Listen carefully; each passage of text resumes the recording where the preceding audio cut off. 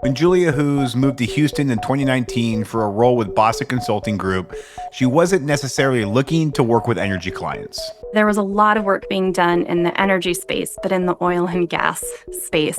And I just had no interest in it. It seemed unwelcoming. More specifically, it felt unwelcoming to her as a woman.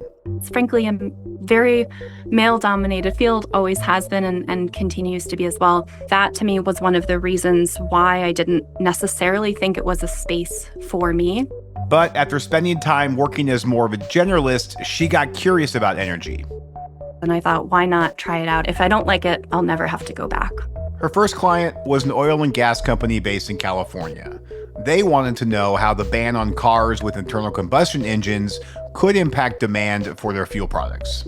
We spent a couple of weeks and months calculating how this type of change in consumer demand was going to change the supply mix and therefore the pricing dynamics. So we were pulling data from trends in the Nordics, for example, on how car adoption was changing fuel consumption there, building this into our models. And suddenly, energy wasn't the boring, exclusive space she thought it was. I fell in love with it. That was exactly what I wanted to be doing. I wanted to be applying this type of analytics and problem solving to helping think about how energy was going to change and therefore how the world is going to change going forward as well.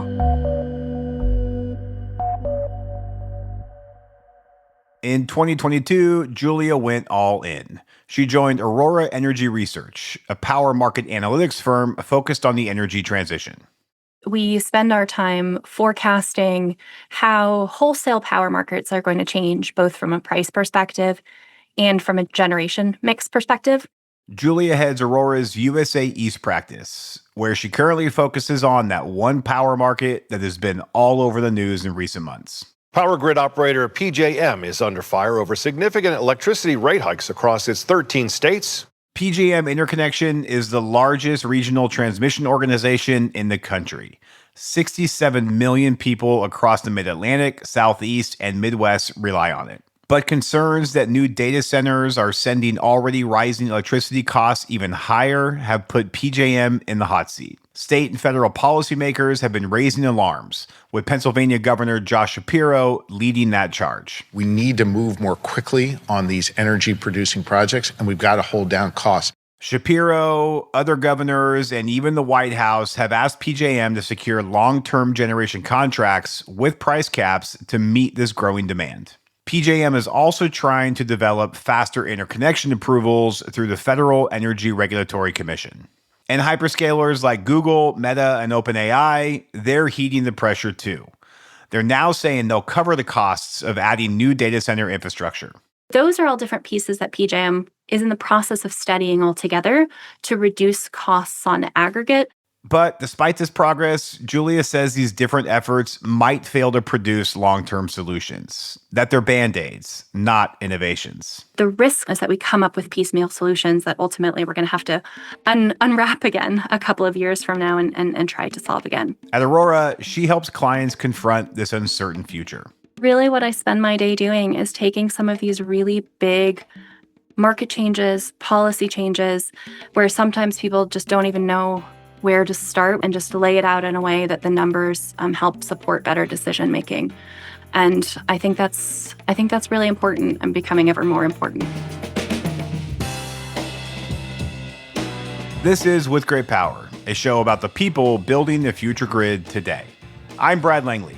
Some people say utilities are slow to change, that they don't innovate fast enough. And while it might not always seem like the most cutting-edge industry, there are lots of really smart people working really hard to make the grid cleaner, more reliable, and customer-centric.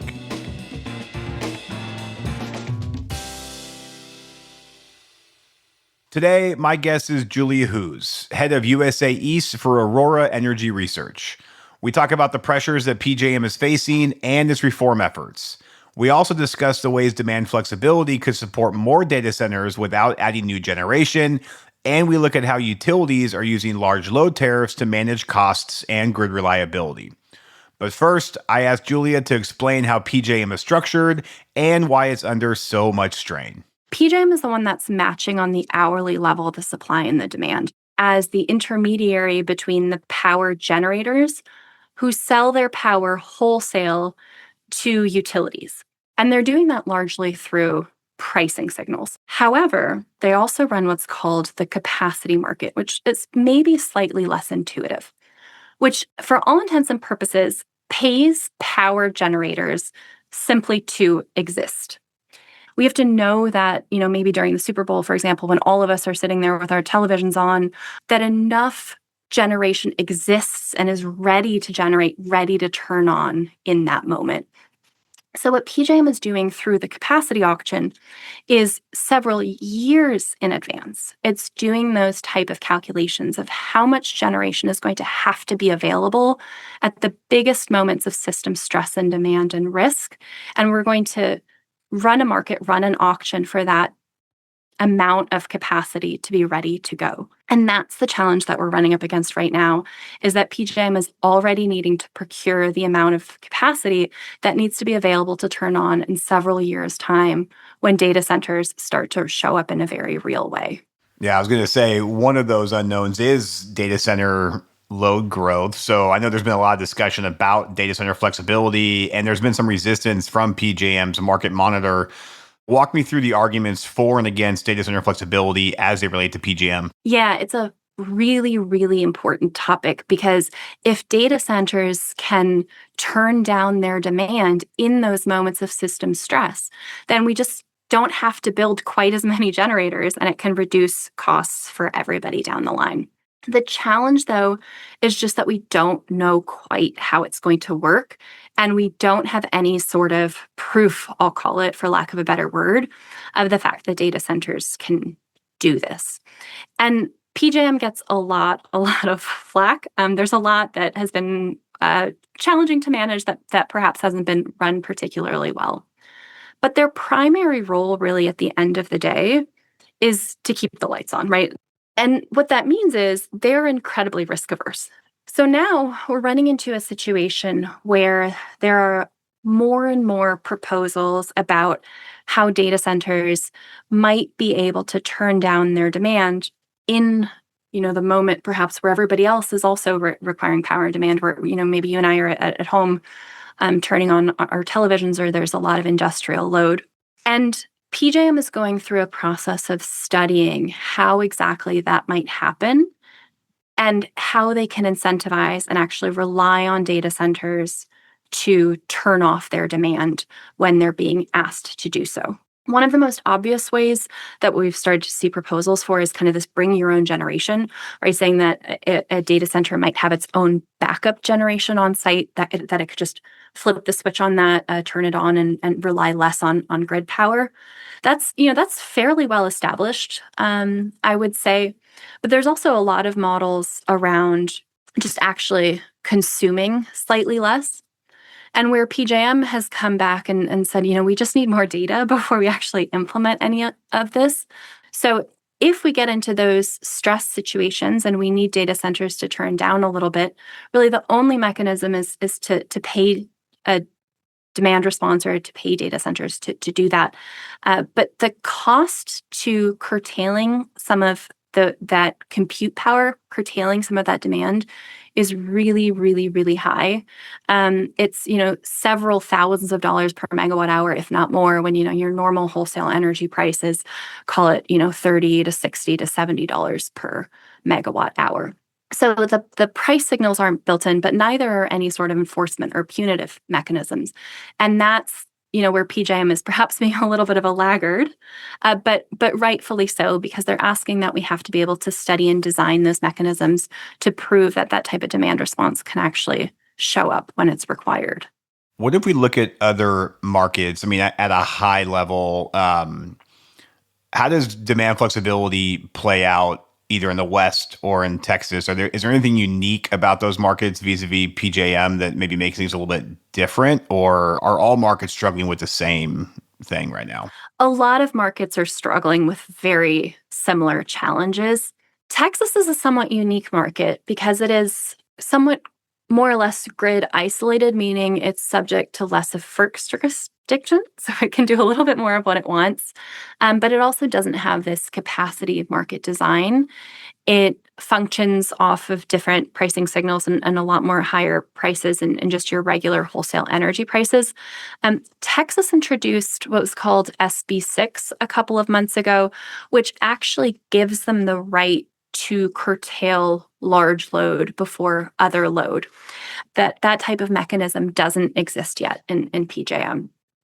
Introducing that type of policy was quite controversial because it was almost a race to the bottom on trying to attract data centers to each particular footprint. Right, it was seen as economically beneficial. There's a lot of tax dollars that come to a community from being able to do that, and just investment in the community. And so those types of policies actually were proposed in PJM, were then shot down as politically unattractive. And then also the market monitor stepped in and said, actually, PJM doesn't even really have the right to do that, right? They have to serve all of their load equally. But Texas has shown that it can be done. So that, I think, in some ways erases this question of we'll just go somewhere else that doesn't impose this on us. So I'll be very curious, but I do think that potentially could be in the cards in other markets as well. And a number of utilities have put forth large load tariffs in an effort to better manage costs and ensure grid reliability. What are the principles behind those large load tariffs? Yeah. We talked earlier about the wholesale portion of the power market. There's that translation that has to happen between the wholesale power that gets purchased at the same price by the utility for everybody, and then they pass that price on to you and me as consumers, probably by the kilowatt hour, right? And so there they actually have the ability to price discriminate. And it's actually a really kind of sophisticated mechanism, if you will, and I'm not being ironic about that at all, because we're having so many discussions in PJM right now about these really fundamental market reforms that are going to totally redesign how the capacity auction functions to reduce some of this risk of the costs landing on regular consumers when ultimately they're caused by the large load additions. So you can change that, and you can just be a little bit more discriminating when you get downstream to the end consumer who's choosing to purchase the power. And now what we're starting to see is a lot more new types of tariffs being created for the end consumer that passes some of those increased costs on specifically to large load. Once again, Dominion and Virginia, who were the pioneers of having the data centers, have specific tariffs. And one of the neat things that different utilities around the country are examining right now is whether you can guarantee some sort of offtake for a longer time period from the large load as a prerequisite for it to be able to come online. Because the risk that we're facing right now is that data centers announce that they're going to come online in a particular area. The utility undertakes all of the costs associated with that, which might be transmission upgrades, right? It might be any sort of site-specific interconnection, and then all of the upstream power market costs that could rise from all of that. And then the load might actually not materialize in the way that we think it's going to, for a whole number of reasons, right? The double counting, speculative projects, all of this. And so now you've created costs, and you ultimately then have to pass them on to the rest of us who still have to pay our power bills, right? And who are stuck with that. But if you can create tariffs where you say, we will only agree to interconnect you to the grid if you sign this 15-year agreement to purchase, let's say, maybe 80% of the power you told us you were going to need, you can really create more accountability from both sides without creating some of those knock-on effects for the residential customers. And are there any early indications that these large load tariffs are working? Too early to tell. Fair enough. Non-committal. No, that's totally fine. So what do you see as the stakes for PJM in the coming year or two? How might load growth and concerns over rates lead to further reforms or changes in that market if you were to get out your crystal ball? Yeah, the stakes for PJM are so high right now. PJM has been reforming its capacity market pretty nonstop since about 2020. And I've spent the last several years telling folks at some point it's got to stop, or they're going to totally erode investor confidence in building anything new. And we'll just know what the capacity market design looks like. I've talked a lot about this split whether you make changes at the wholesale level or at the retail level. And there's so much political pressure right now to create changes at the utility scale, right at the wholesale level, and particularly around the capacity market. And the risk that we're facing right now, when you get these types of shortfall conditions that result in high prices, is that you make rash decisions that might reduce prices right now, but ultimately risk increasing prices for everybody. And then we get caught in this pretty dangerous cycle. So specifically what I'm talking about, the capacity auction cleared for the 25-26 delivery year, but then since then, 26-27, 27-28, always at historically high prices, right? They're about 10 times higher than they were before then. And so governors from the various states came and said, we have to be seen to be doing something about affordability in our states. And so we're going to require PJM, this is led by Governor Shapiro of Pennsylvania, to create this price collar. So essentially say, what's the maximum that capacity can clear at? And there was enough political pressure that all of that got put into place. It sounds great on paper. But what it means is that for the last couple of years, I've been having conversations with developers who are interested in bringing online new generation in the PJM footprint who say, my investment is risky. I don't know what's going to happen from a policy perspective a year from now, 2 years from now, that actually gets rid of some of the revenue I was expecting and now means that, I have a stranded asset perhaps. I've spent hundreds of millions or billions of dollars on an asset that now is a bad investment and, PJM might not even need that generator, is not willing, the utilities are not willing to make me whole again for that type of investment. And so reduces prices in the short term, but creates a ton of nervousness to actually bringing online generation in the long term. And ultimately, we can all agree that that's a worst case scenario outcome that's going to raise prices for everybody. At the federal level, last year, the DOE directed FERC to accelerate interconnection of data centers. But then the White House asked PJM to hold an emergency one-time auction for power purchase agreements. Now it also looks like hyperscalers might cover the full cost of their electricity use. We're seeing more and more announcements like that. So what's your take on what all this pressure will lead to in terms of how power markets operate and how FERC approaches reforms going forward? Yeah, the challenge with this is that a lot of it sounds really nice on paper, but it's really not defined at all right now. So even this emergency auction that you listed, it was a statement of principles from the governors and from the White House that had a pretty specific request to hold this type of emergency auction. But that was all we knew. So they hadn't defined how much capacity we were going to procure, who exactly was going to pay for it, when the auction was going to happen, how the prices were going to be set, right? So all of these really big headlines often then result in kind of big questions being thrown at PJM to solve on the back end and quickly kind of design the market or the structure around how all of that is going to come together and actually function in actuality. When you look at data center interconnection specifically, right, PJM has been told by FERC to study different ways that data centers could come online more quickly, perhaps by being co-located with a generator. Solving that, you have to look at what sort of transmission capabilities there are, whether you could perhaps save costs on transmission by doing that. But you also have to study the generation and the demand profile of the two to see how well those two are fit. Well, if you solve those two things, perhaps, as you mentioned earlier, we've started to get at this demand flexibility piece already, where perhaps what that means is that ultimately the target of how much generation we have to procure down the line in the capacity auction can actually go down because the data center and the generation have come online together.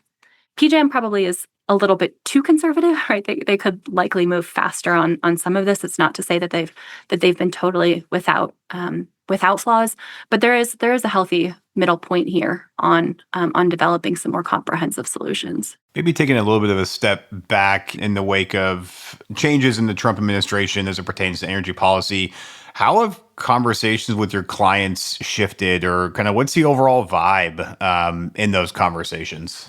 Yeah. There's a lot of uncertainty right now, and uncertainty is just really bad for everybody.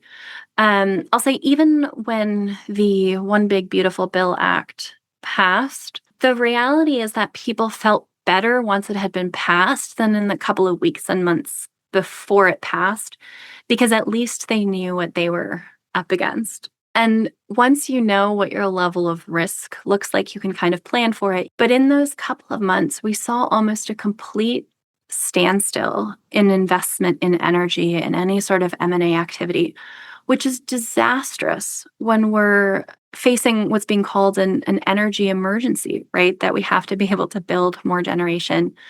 Something like the various interventions in offshore wind, right, while they may seem somewhat limited and targeting a specific technology, I mean, they just make everybody nervous, and they make it really much harder to construct anything new. I mean, that very certainly exacerbates the challenge to being able to meet the data center demand. I mean, a lot of those projects are pretty far advanced. They're right in the geographies that need new generation, right? I will say though, the one interesting spot is that we've seen a lot of increased activity around gas generation in the last couple of years. You might think it's a good thing. You might think it's a bad thing. But either way, I think it's certainly a sign of momentum around people being interested and wanting to invest in power generation and wanting to bring solutions to the table. Great. So last question for you. We call this show With Great Power, which is a nod to the energy industry. It's also a famous Spider-Man quote. With great power comes great responsibility. So Julia, tell us, what superpower do you bring to the energy transition? I would say my superpower is getting incredibly excited about nitty-gritty energy topics and then explaining them in a way that hopefully helps people make better decisions. Well, this has been great. Julia, thank you so much for your time. Really appreciate you coming on the show. Thanks, Brad. Julia Hughes is the head of USA East for Aurora Energy Research. With Great Power is produced by GridX in partnership with Latitude Studios. Delivering on our clean energy future is complex. GridX exists to simplify the journey. GridX is the enterprise rate platform that modern utilities rely on to usher in our clean energy future. We design and implement emerging rate structures, and we increase consumer investment in clean energy, all while managing the complex billing needs of a distributed grid. Mary Catherine O'Connor produced the show. Ann Bailey is our senior editor. Stephen Lacey is our executive editor. Sean Marquand composed the original theme song and mixed the show. The GridX production team includes Jenny Barber, Samantha McCabe, and me, Brad Langley. If this show is providing value for you, and we really hope it is, we'd love it if you could help us spread the word. You can rate or review us at Apple and Spotify, or you can share a link with a friend, colleague, or the energy nerd in your life. As always, thanks so much for listening. I'm Brad Langley.